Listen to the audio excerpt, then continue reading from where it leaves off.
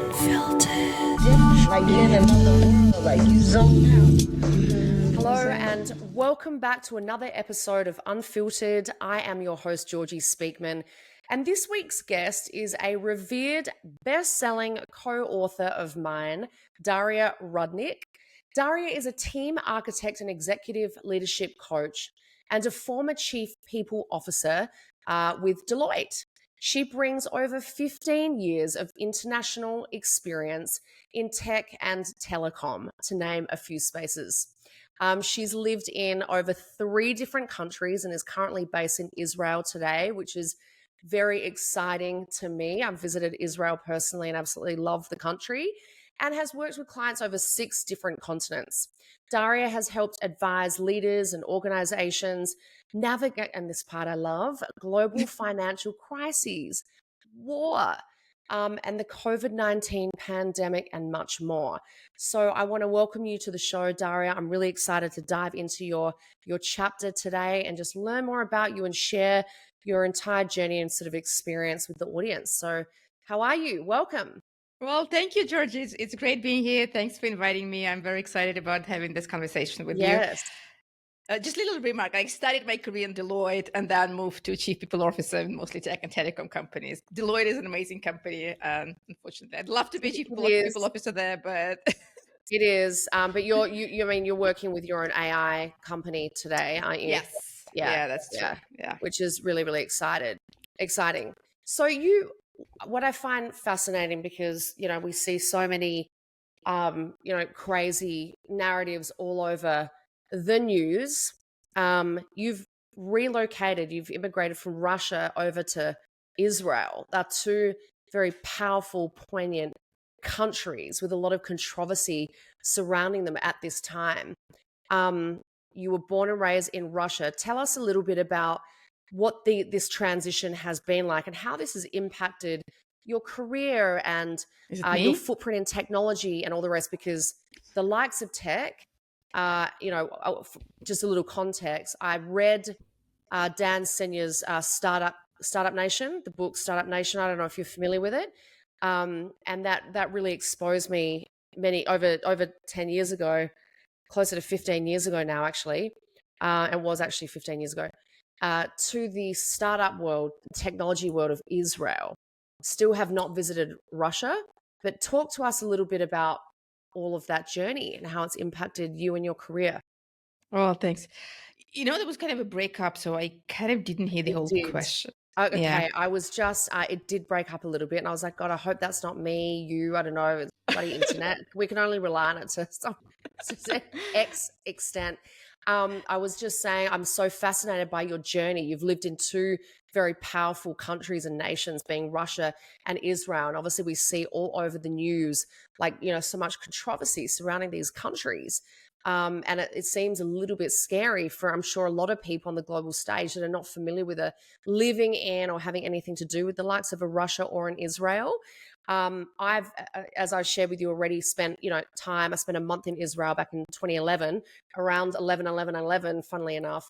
And I had read Dan Senya's Startup Nation, the book, and I had the privilege of actually meeting some of the technology leads out of the book, Orna Berry and some others. So I was curious to hear and learn more about how your journey from Russia to Israel has been. How has it impacted and influenced your career?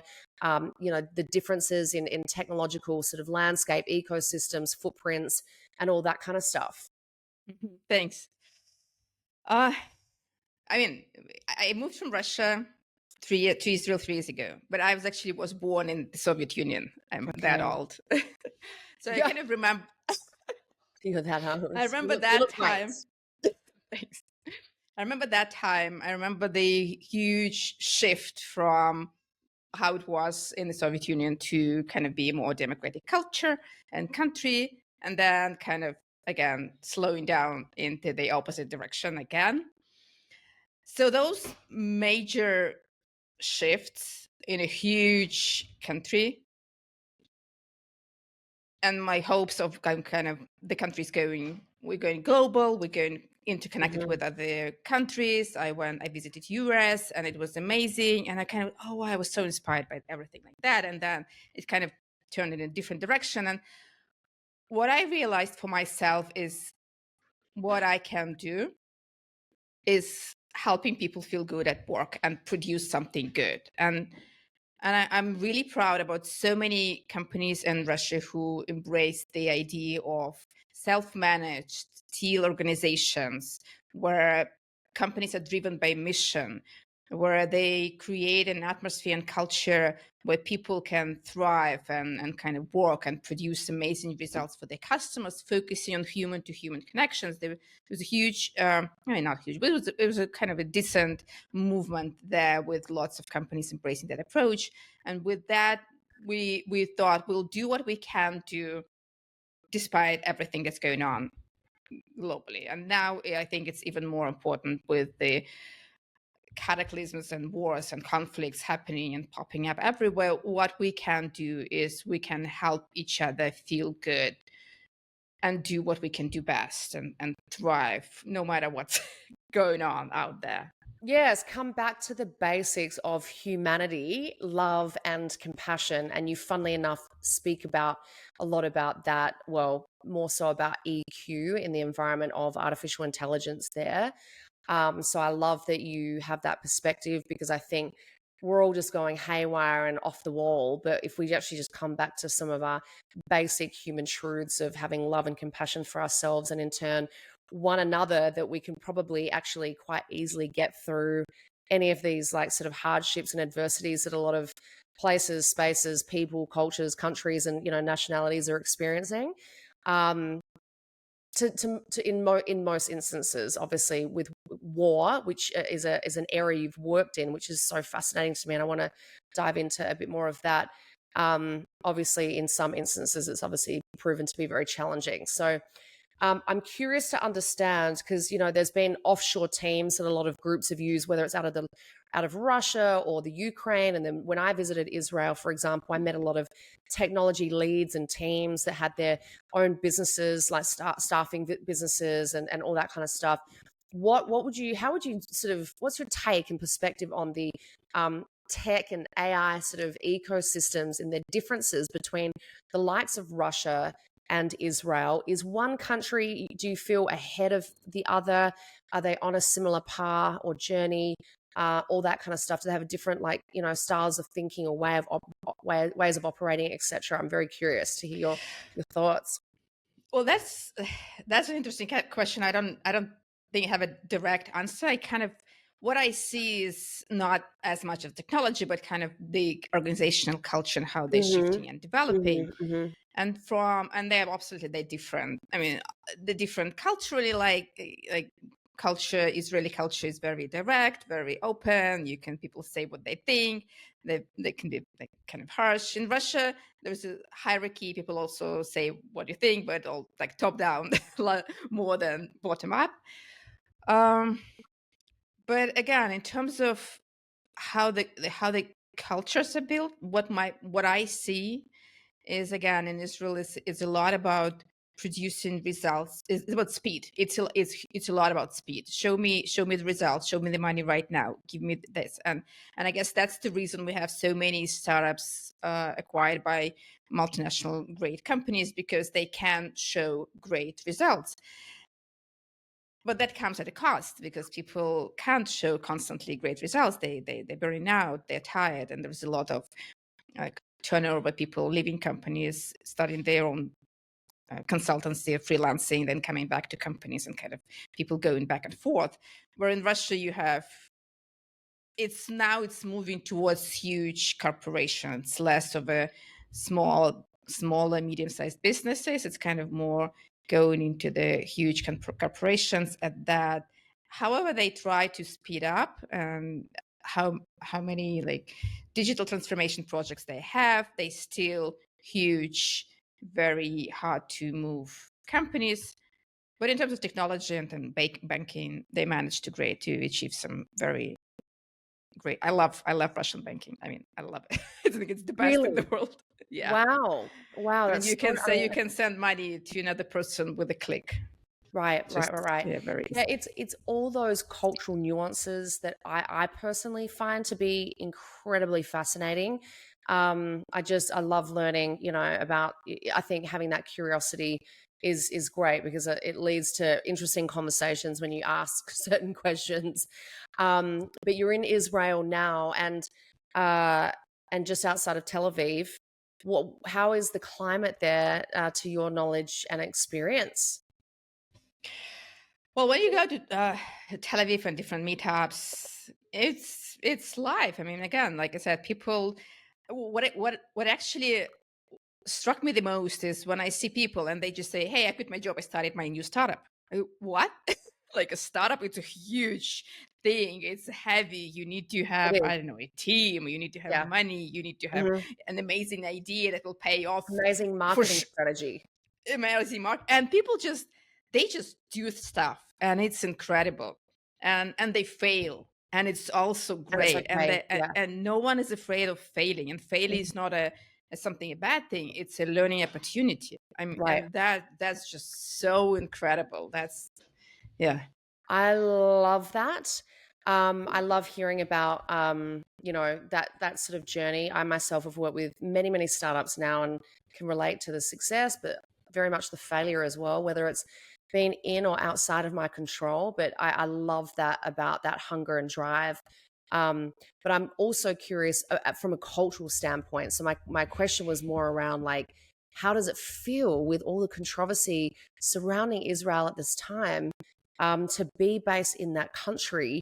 I mean, maybe it's way more inflated on the news and with what we see, but Israel has been like under fire through the media, but also in real life. So I'm just curious because you've worked within war, and again, I want to get to that in a sec. How does it feel to culturally be there right now from that perspective?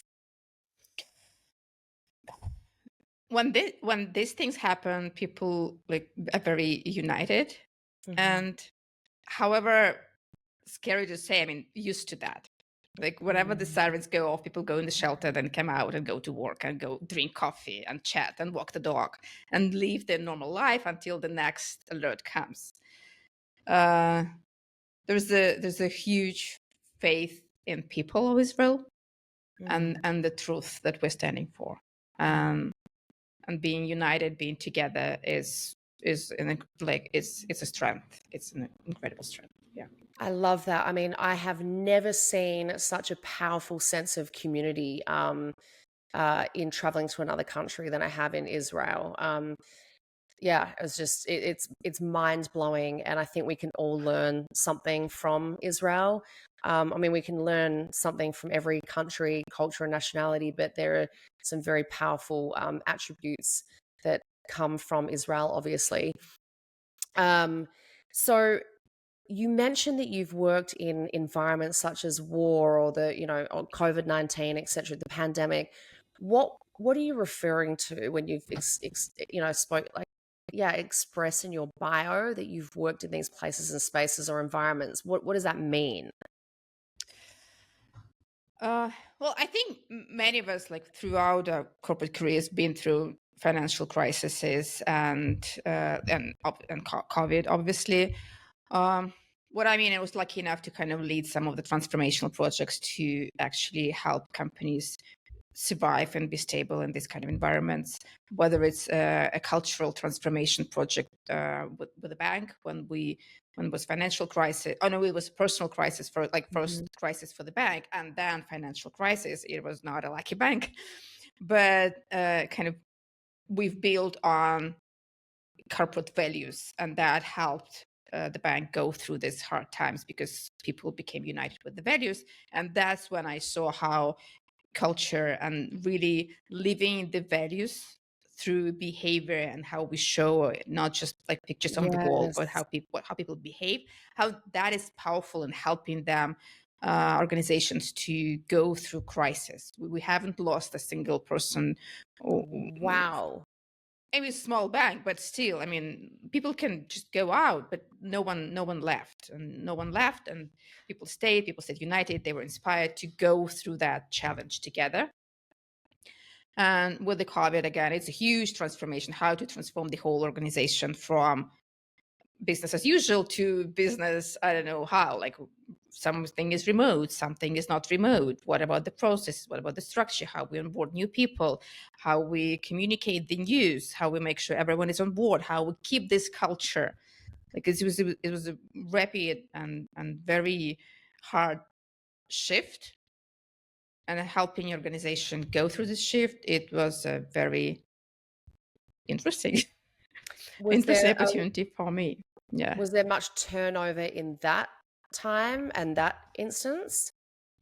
It was not a problem of turnover because people didn't know where to go. People wanted to stay. It was kind of a disconnect. So we didn't want to lose people behind the screens so that they're sitting in homes alone without any connections with their peers and managers. So we were focusing on that part. And I mean, it's hard to measure that because there's no kind of metrics. We didn't have that metrics, but from what we see and from what the experienced people share with us is that at the beginning it was hard, but then eventually people learned how to work together and they started communicating and they're feeling okay and having a great remote parties together. And when everybody came back to the office, I mean, it became hybrid pretty naturally. Well, maybe the likes of Hollywood could learn a thing or two from these sort of times and environments, because whenever there's sort of a upheaval, there's always like a mass exodus and a mass turnover of these major entertainment-driven organizations. But we can obviously learn something from these other countries, even despite the environments of war and financial crises and pandemics, that there's, still organizations, given those environments, that they can still remain stable, which is incredible. We're going to dive into your chapter. Your chapter is 3 critical skills teams need in the AI era. Right here. So guys, again, this is the AI revolution, thriving within civilization's next big disruption. We'll leave links in bio. Very smart chapter. I can relate to this a lot. My personal background's in management consulting on the people side. So I've done a lot of strategic HR, executive search, recruitment, all that kind of stuff historically in the earlier days of my career. And so I really resonated with your chapter in more ways than one and really appreciated your perspective and thought it was very practical. You quoted George Westerman here. The ability to envision and drive change is just as important as the ability to work with technology. But if you don't have both, you can't succeed in this world. And it's funny because there's some parallels between our chapters. I speak a lot to EQ, or like eradicating sort of fear in the age of AI. And you speak very much about it from how AI is changing the way teams work, leaning into emotional, EQ in the work environment, all that kind of stuff. Share a little bit about your chapter. Give us an overview as to why you chose to write this chapter and the direction and trajectory, for obvious reasons. It's obviously your field of work and relatable there, but just the specific knowledge and wisdom in which you share. Thanks. Well, I started thinking about how AI influences people. When AI started to influence people and when everyone was starting to talk about how ethical AI is and how will AI take out jobs or not. And I kind of, by looking at how people interact with AI, myself included, I've noticed that is when we rely on AI too much, kind of asking too many questions without critically thinking and evaluating the output, my brain stops working. And okay, that happens to me. That might happen to someone else. And I started looking around what happens with other people. And there were some teams that, and an example, one of the team, I'm sure I share an example in the chapter, is an amazing team. They're using AI to help them in their work. The customer success team, they kind of analyze the customer conversations, and AI analyzes, generates insights, put it in the CRM. And what happens is that people lose this touch and connection with customers. What they used to do themselves, kind of thinking through the conversation, analyzing the insights, getting information like from those conversations, from those transcripts, AI is now doing that. And although insights are very smart and good and reliable, people don't feel them and they're not engaged and they become kind of disengaged and they're losing the traction, they're losing in performance, they forgetting Yes. things. I also saw an example. There was a manager who started using AI to support in her personal development as a leader, and that's great. That's an amazing opportunity. And what she did, she kind of uploaded her situation in the AI, applied some frameworks, had a conversation. AI gave her an amazing plan on what to do. She looked at the plan, felt satisfied, and did nothing, because she had that satisfaction as if her work was completed, as if she's Right. done it. She had that dopamine hit and didn't move forward with that. Mm. And that's natural, because that's how our brain works. Okay, we get some result, we calm down, and we move forward. Mm. So what I write about is how important it is to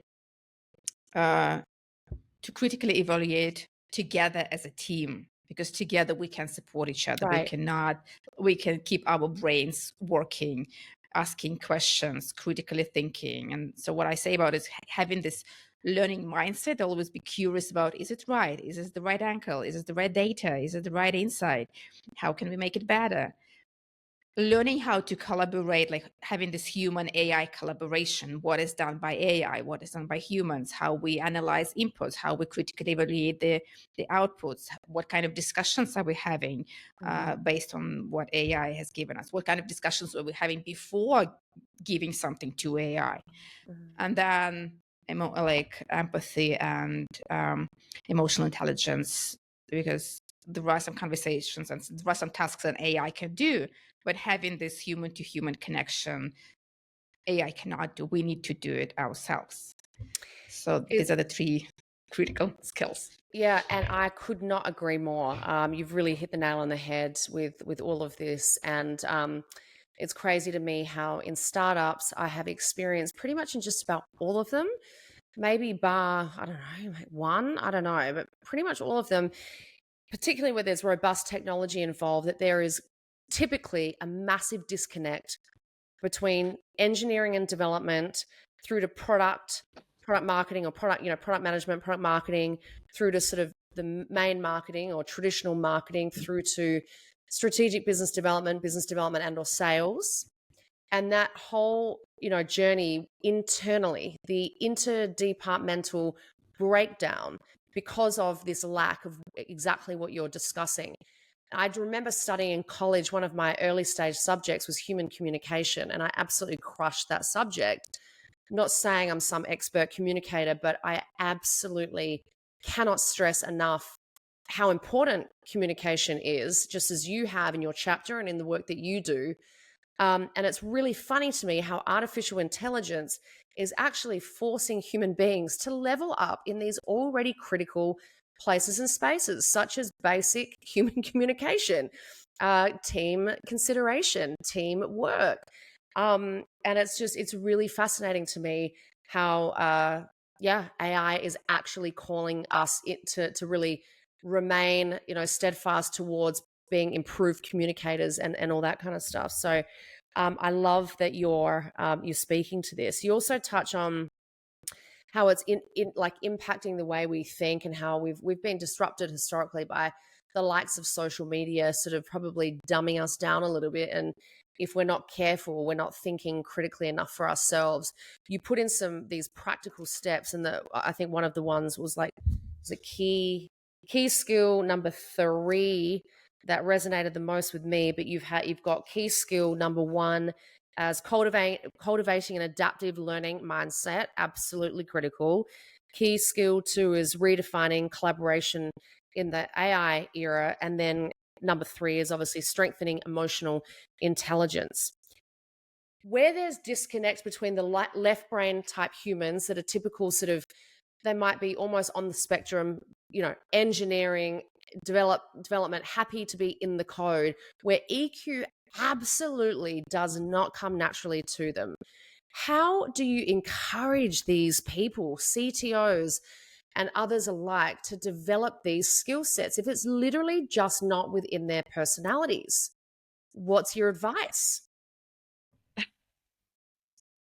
Everyone wants to be connected. Everyone. Like I'm on some like tech chats with CTOs and engineers and people talking. People talk about emotional stuff.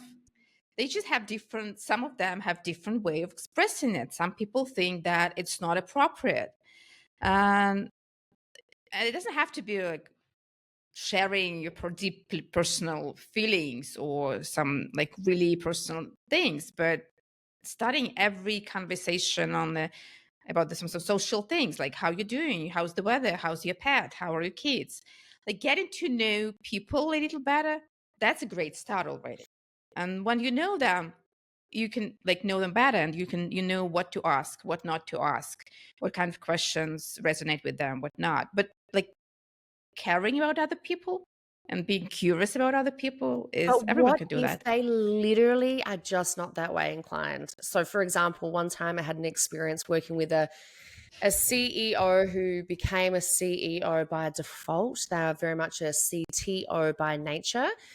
And they could not communicate to save themselves, were never considerate of any other team member, never read emails, never, had to almost beg them to respond to Slacks.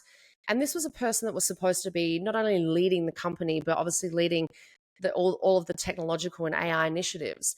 But to your point, yes, in theory, that's what they should do. They should have empathy. They should have curiosity. They should have care. But what, again, like how it's just, if they don't have it in them, because I remember trying in that environment really hard to encourage, here's, like, for example, I would say like to them, here's why I would love it if you would respond to Slacks. It would make me feel more like a more valued. It would, increase efficiency between us as a team. Like, I've tried to restate all the different positives and benefits all the time in hopefully in an effective way, without being condescending or whatever. But it's I don't know. It's one thing I haven't solved yet, is how to get these left brain people to truly evolve. Because I hear you, I 100% agree with you, but I'm just wondering how, do they have to want it first off, do they have to recognize their shortcomings? And then number two, therefore have the motivation to change and evolve in order to be aligned with the future trajectory, which is we want everyone to be successful. We want the company to be successful, and to achieve that maximum success, here is what has to happen. I think it almost has to come from that I don't know. I want to share an example of like two CEOs that I worked with. Please. So the one didn't acknowledge that there's something needs to change. Big And problem. he was saying that like, we have a great culture, like I love the culture. But then we kind of went deeper into details. How do you know you have a great culture? What are the signals you're seeing? And then we just kind of talked about the signals. He said like we have a great culture because when I go into the corridors, I see happy people. So when we went online, he didn't go to corridors. He didn't see happy people. He didn't feel what kind of culture. So we had to kind of understand what would make a great culture for this person. And then kind of monitor those things, like whether it's engagement during meetings, how people speak up, or maybe questionnaires, or maybe surveys, or maybe something else. Like kind of understand what matters to them. Or the CFO who didn't want to give some budget to some HR initiatives. Okay, do you want to see those numbers increased? Okay, do you see that this team that has like a great manager, they can perform better, they can sell better, especially in customer, like in sales. They were teams that were performing better. So kind of finding those numbers that show the CFO that, okay, that might make sense. Let's try it out. Kind of speaking their language, yes. which is hard because sometimes they don't know what they're looking for. Kind of be curious and understand what matters to how them. How their brain really ticks and thinks, and yeah. And then there was another CEO who realized that he needs to do things, but he was not, like you said, he was not that kind of person. And he said, I just can't go out there in front of the like 200 people and talk to them. I cannot do that. Okay, let's do it in smaller groups. And so he did it in the smaller groups. It took him more time but he was very natural. He was very organic. He didn't have to kind of push himself doing something that he can't. And it still had the same effect.